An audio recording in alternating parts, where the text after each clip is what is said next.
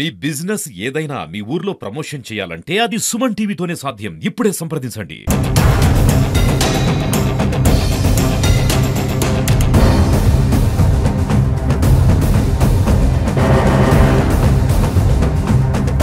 గరికిపల్లి నుంచి గంగాధర్ చంద్రకళ ఇద్దరు కూడా తల్లిదండ్రులు వాళ్ళు కొడుకు హర్షవర్ధన్ మిస్ అయినట్టు మనకి కంప్లైంట్ ఇవ్వడం జరిగింది.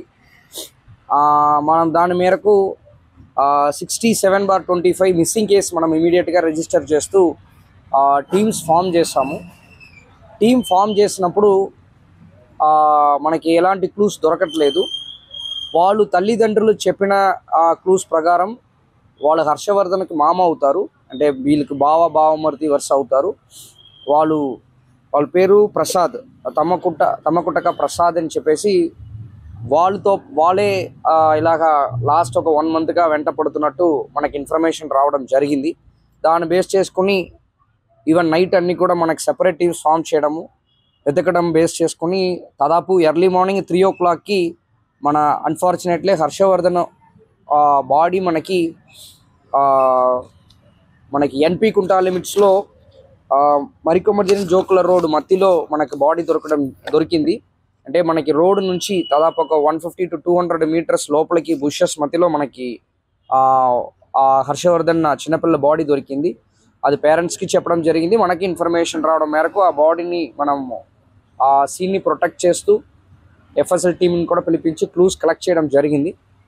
దీనిట్లో మనకి వాళ్ళు తండ్రి తల్లి ఇద్దరు చెప్తున్నది ప్రకారం, అదేవిధంగా అంగన్వాడీ స్కూల్లో వాళ్ళ అబ్బాయి ఎక్కడ అంగన్వాడీ స్కూల్ వెళ్తున్నారో అంగన్వాడీ స్కూల్లో ఎంక్వైరీ చేయడం అనేది జరిగింది. దాంట్లో ప్రసాద్ అనే వ్యక్తి గత 2 నెలలుగా కూడా అబ్బాయిని ఫాలో చేస్తున్నట్టు, అంటే కంటిన్యూస్గా వెళ్ళి కలవడము, అంటే దాంట్లో ఈ వ్యక్తి ఎవరు ప్రసాద్ మన ఎవరిని సస్పెక్ట్ చేస్తున్నాం వాళ్ళు మూర్తిపల్లి కదిరి టౌన్ చెందిన వ్యక్తి.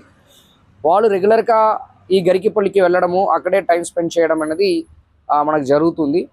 దీని వెనక ఏముందని కొన్ని ఎంక్వైరీ తండ్రిని అడుగుతున్నప్పుడు, గంగాధర్ని అడుగుతున్నప్పుడు, ఎవరు హర్షవర్ధన్ అబ్బాయి చిన్నపిల్ల చనిపోయారో వాళ్ళు తండ్రిని అడుగుతున్నప్పుడు ఎందుకు ఈ ప్రసాద్ లాగా తిరుగుతున్నట్టు అడుగుతున్నప్పుడు ప్రసాద్ వాళ్ళు కొడుకుకు కూడా బ్లడ్ క్యాన్సర్ ఉన్నట్టు, దానికి గంగాధర్ దగ్గర ఫినాన్షియల్ సపోర్ట్ అడిగినట్టు, దానికి మనం ఉన్న వరకు సపోర్ట్ చేశాను, దాని తర్వాత చేయలేకపోయాము, అది కూడా కారణాలుగా ఉన్నట్టు మనకి వాళ్ళు గంగాధర్ ఇన్ఫర్మేషన్ ఇస్తున్నారు.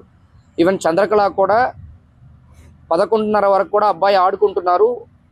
తర్వాత 12 గంటల అప్పుడు ఎవరు ఈ ప్రసాద్ ఉన్నారో వాళ్ళు కూడా కరికెపల్లిలే వాళ్ళ ఇంట్లోనే ఉన్నారు. తర్వాత ప్రసాద్ అనే వ్యక్తి నేను మళ్ళీ మూర్తిపల్లికి వచ్చేస్తున్నానని చెప్పి బయలుదేరడము, తర్వాత అబ్బాయి కూడా 12:30 నుంచి కనిపించకపోవడం అనేది మనం వాళ్ళ సస్పెక్ట్ని స్ట్రాంగ్గా సస్పెక్ట్ చేయడానికైనా కారణాలుగా అనుకుంటున్నాము. ఈ సస్పెక్ట్ ఎవరు ప్రసాద్ ఉన్నారో వాళ్ళని కూడా మేము త్వరగా పట్టుకుంటాము.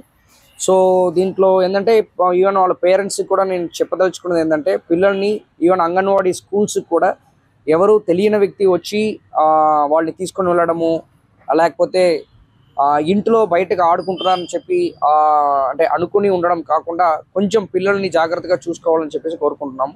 సో ఈ కేసు ఈ సస్పెక్ట్ ఎవరున్నారో వాళ్ళని కూడా మ్యాక్సిమం ఈ రోజు లోపలికి మనం అదుపులో తీసుకుంటాము.